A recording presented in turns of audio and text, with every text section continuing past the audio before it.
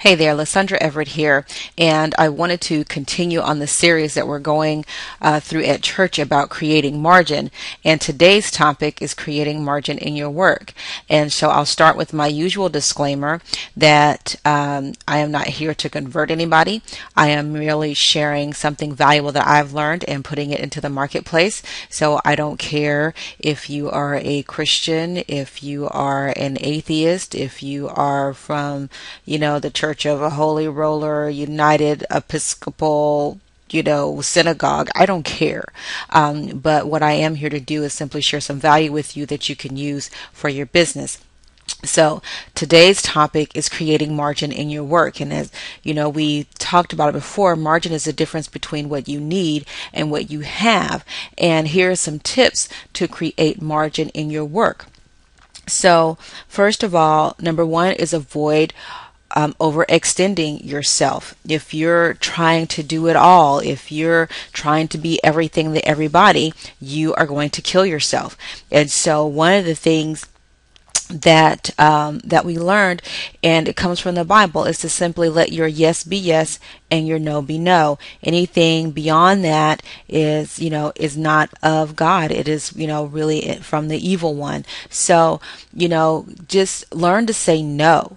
And whether it is from your regular job in your family life, whatever that is, you can only get stretched so far. Learn to delegate, learn to ask for help, and don't try to do it all on your own. And so some more key points here is work without leisure leads to burnout. If you're working all the time, if you achieve a goal, reward yourself. I don't care if it's something so small as having a Snickers bar or something, whatever that's going to reward you for doing your work. And leisure without work leads to burn down, total destruction. So, leisure, a lack of commitment, a lack of really focusing on doing something that is going to be beneficial to you, your family, your community, is simply going to lead to destruction. Paul said, if a man does not work, he does not eat. That goes for women too.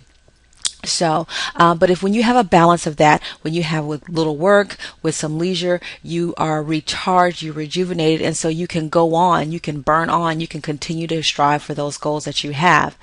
The next thing is to let your work be your ministry. If you, whatever that is for you. The Bible says, love your neighbor and hate your enemy. That's what they learned before. But Jesus tells us, to love your enemies and pray for those who persecute you. And, so let your work reflect God in you, whatever that looks like for you. Let your work be a reflection of that. And so with that, I talked about last week having some issues with doing some menial stuff. Even the smallest of tasks, even the street sweeper, the gutter cleaner in heaven is just as important, and you are just as important here on earth. Even if your work is not recognized by man, God sees you, and so you do your work as unto the Lord and not just unto man. The next point to create margin is to limit your daily decision making. Okay, simply plan ahead. Pull out your clothes the night before. What are you going to eat for the week? What are your appointments? What are your errands? And I'll have to say, I'm one of the worst at this. However, when I make my plan for the week, it goes so much easier. So if I sit down on a Saturday or Sunday and I plan my menu out for the week, it's no mommy what's for dinner, mommy what's for dinner. It's, hey, go look on the refrigerator. If you want to know what's for dinner, go read it. So, pull out those clothes even for the week. Look ahead. I have a great book that is called The 7 Levels of Communication by Michael J. Mayer. Awesome book. And it talks about that, planning those things ahead so you can, limit your daily decision making, so you can leave that mental space for things that really need your time and attention. The next point is to look to God and not your work. So, the Bible says to seek ye first the kingdom of heaven, and all these things will be added unto you. So you look for God, you look to God for your sustenance. He says, don't worry about what shall we eat, what shall we drink. God knows that you need these things. So don't worry about that. God has got that, okay? So you look to Him to meet your needs, not your work to meet your needs. Don't let your job determine if you're going to eat. Let God determine that. Let God take care of that for you. Just some, other points here. Work without God equals more worry and more stress. If you're so worried about how you're going to eat tomorrow, what you're going to wear tomorrow, and keeping up with the Joneses and all that, you are looking to provide those things for yourself, and you get worried and stressed out when you don't see it. But when you're working with God, it's like, you don't have, that's the thing that you don't have to worry about. The only thing that you have to worry about is focusing on God. Let Him worry about it, and then you do what you're supposed to do. Plain and simple. And the last point is to consider your absolute worst case scenario. Okay.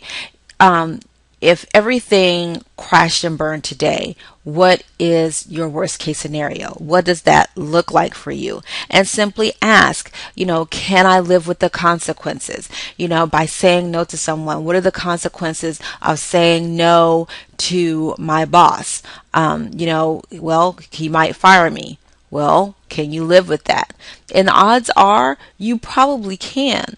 But see, where we go wrong with this is that if we do all the other stuff, if we work with the level of excellence, and we avoid overcommitting ourselves, people can respect when you say no to something, because they know the type of track record that you have. So if you have created a great track record of excellence, people can respect what you say. And some other points to ponder to know whether or not you really need to build some margin in your work. Think about these things.